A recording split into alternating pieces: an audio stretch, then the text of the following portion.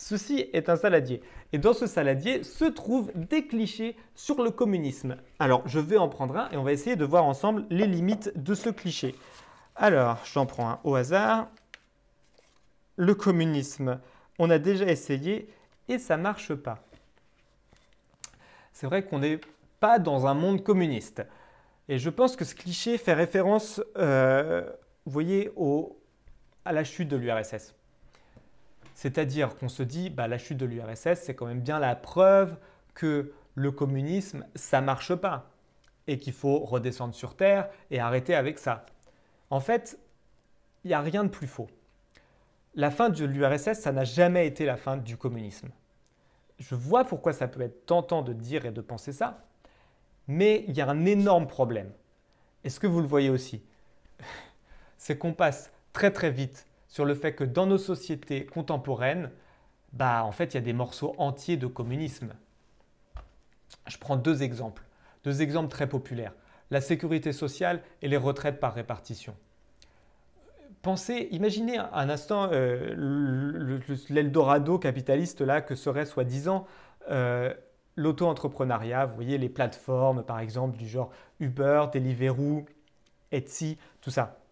Bon, en fait, ce qu'on voit, c'est que ça produit du précariat et que ça produit la mort sociale.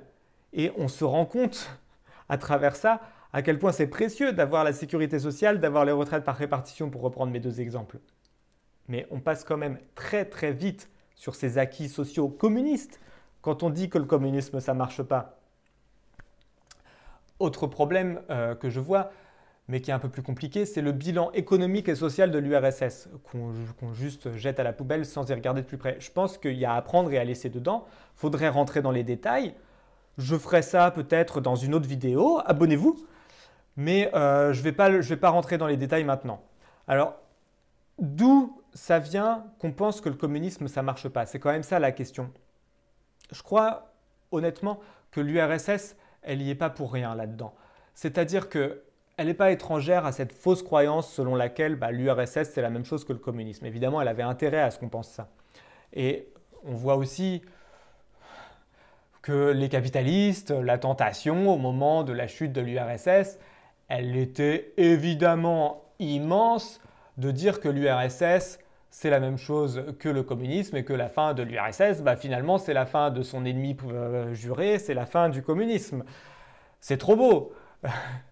Sauf que le communisme, c'est la seule alternative sérieuse, raisonnable, rationnelle et qui fonctionne au capitalisme. Sauf que, on ne peut pas réduire une idée aussi vaste que le communisme à l'URSS ou à n'importe quel pays d'ailleurs.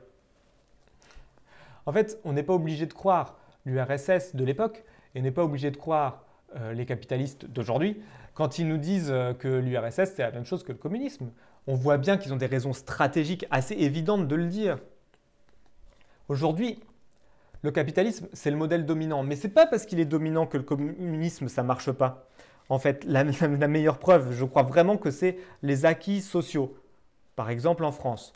Je crois qu'on ne doit pas disqualifier le communisme au prétexte que le capitalisme domine. Au contraire, je crois que c'est une raison de lui donner de la force et de dire clairement que ces acquis sociaux-là, c'est des acquis sociaux qu'on doit au communisme et qu'on veut les défendre et qu'on en veut d'autres et que c'est pour ça qu'il faut être communiste. N'hésitez pas à vous abonner à cette chaîne et n'hésitez pas aussi à laisser un commentaire pour dire ce que vous pensez de tout ça et à donner un petit like si vous pensez que cette vidéo est importante. À très vite!